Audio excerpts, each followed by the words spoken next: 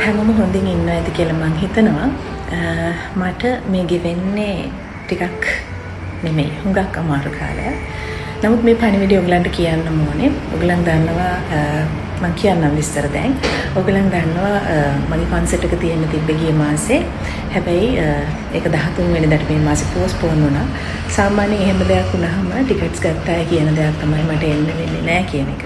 හැබැයි මේක කියන්න ඕනේ ගිය මාසේ 13 වෙනිදා තියෙන්න තිබුණු කන්සර්ට් එකට ඒක පෝස්ට්පෝන් වුණා කියන පණිවිඩය ලැබෙන්නේ නැතුව බදුල්ලටම ගියපු හොටෙල්ස් බුක් කරගෙන ඒ දුර ගෙවාගෙන ගිහිල්ලා උදේ මට කෝල් කරපු කීප දෙනෙක් හිටියා. මට හිතාගන්න බැරි වුණා දැන් මම මොකක්ද කියන්නේ මොකද්ද කරන්න කියලා. හැබැයි විශ්වාස කරන්න මේ හැම කෙනෙක්ම 13 වෙනිදා කන්සර්ට් එකට එනවා. ඉතින් මම පුදුම විදියට බ්ලෙස්ඩ් ඔයගලන් වගේ මිත්‍රාගාරයක් ලබන්න. ඒ කෙනෙක්ගෙන් එක්කෙනෙක්වත් කිව්වේ නෑ ඊළඟ දවසට එන්න බෑ කියලා. ඉතින් මට කියන්න වචන නැති තරම් මම ඔයගලන්ට හරි ආදරේ. හැබැයි මගේ පළාත් 9ට කරන කොන්සර්ට්ස් 9 8 වෙනි එක ඊට පස්සේ ඉතුරු වෙලා තිබුණේ අම්පාර. ඒ කොන්සර්ට් එක මාස 2කින් විතර තියන්න තමයි හිතන් හිටියේ. හැබැයි මට ඒක ටික කාලයකට කරන්න බැරි වේවි. මොකද මගේ පෞද්ගලික ජීවිතේ ඉතාම අසීරු කාලයක් මම මේ ගෙවමින් ඉන්නේ. ඒ කෙනා වෙනුවෙන් මගේ සංගීත ජීවිතේ වැඩ කටයුතු මට මාස කිහිපයකට නවත්තන්න සිද්ධ වෙනවා. ඔයගලන් දන්නවා මම මගේ තාත්තා වෙනුවෙන් ගොඩක් දේවල් ලියලා තියෙනවා. හැබැයි අම්මා වෙනුවෙන් මම ගොඩක් දේවල් ලියලා නැහැ. ඒ කියන්නේ යාමගෙන් අහලක් තියෙනවා. ඉතින් ඒකට හේතුව මම කවදාවත් හිතුවේ නෑ යාම මට නැති වෙයි. ඒ නැති වෙනවා කියන බයක්වත් එයාට අවුරුදු 58යි. හැබැයි අප්‍රේල් මාසේ 12 වෙනිදා වෙච්ච සිද්ධියක් එක්ක මට ගොඩක් දේවල් වලින් ඈත් වෙන්න සිද්ධ වෙනවා. ඒකට ලොකුම හේතුව මගේ අම්මා.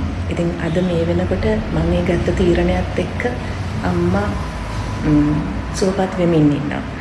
ඉතින් ඒ නිසා සංගීත ජීවිතේ බොහෝ දේවල් වලින් මට ඈත් වෙන්න සිද්ධ වුණා. මම හිතනවා ඔයගලන්ට මම ඉන්න තත්ත්වය තේරෙනවා කියලා. මොකද මේ වෙලාවේ මට මගේ සංගීත ජීවිතයට වඩා අම්මගේ ජීවිතේ ගොඩාක් වැදගත්. ඉතින් ඒ නිසා අම්පාරේ කොන්සර්ට් එක එන්න ටික දවසක් මාස කිහිපයක් මාස ගණනාවක් ගත වේවි. හැබැයි මේ කොන්සර්ට් එක 13 වෙනිදා පුළුවන්කමකට නෙවෙයි කරන්නේ. ටිකට්ස් ඔක්කොම ගිහිල්ලා 5000 ටිකට්ස් 50ක් විතරක් ඉතුරු වෙලා තියෙනවා.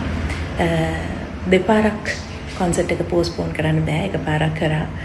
ඒ නිසා ඒ පැය කිහිපය, ඒ පැය දෙකමාර මම කොහොම හරි ඔයගොල්ලොත් එක්ක ගත කරනවා. වෙනදට මම ඔයගොල්ලන් කියන හැමදේම අහගෙන ඉන්නවා.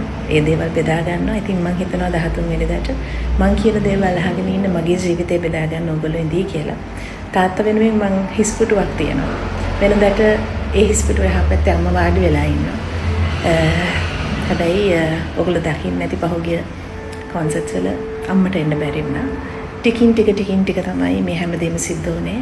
ඒ කරලා අප්‍රේල් මාසේ 12 වෙනිදා හිතා ගන්න බැරි විදියට අපේ ජීවිත වලට දෙයක් සිද්ධ වෙනවා. හැබැයි ඔයගොල්ලෝ දන්නවා හැමදේම මම බොහොම ලස්සනට hina වෙලා දරා ගන්න කැමති කෙනෙක්. මගේ අම්මා මාව හදලා තියෙනෙත් එහෙමයි. ඒ නිසා අපි කොහොම හරි මේකට මුහුණ දෙමු. මම කොහොම හරි අම්මව නැගිටවනවා. ඒක තමයි මගේ එකම බලාපොරොත්තුව. ඒ වෙනුවෙන් ඔයගොල්ලෝ මට උදව් කරයි. මම ආයෙ අලුතෙන් සින්දුවක් කරනකන් ඊළඟ ෂෝ එක කරනකන් බලාගෙන ඉඳී කියලා මම දන්නවා. එහෙනම් අපි 13 වෙනිදා හම්බෙමු. ටිකට්ස් 50ක් තියෙනවා ඔන්ලයින් සහ ඔයගලන්ට ෆිසිකලිත් ඔයගොල්ලෝ දන්නවා කොහෙද බදුල්ලේ ටිකට්ස් තියලා තියෙන්නේ කියලා ගන්න පුළුවන්. ඒ ටිකට් 50 ඉක්මනින් මෙලදී ගන්න. මොකද අපි කාලයකට ආපහු හම්බ වෙන්නේ නැති වෙයි. හැබැයි මම Facebook එකේ ලියනවා මට පුළුවන් හැම වෙලේකම මම ඔයගලන්ට කතා කරනවා. මොකද Facebook කියලා කියන්නේ සෝෂල් මීඩියා කියලා කියන්නේ අපිට ඕන වෙලාවක දේවල් ෂෙයා කරගන්න තියෙන හොඳ තැනක්.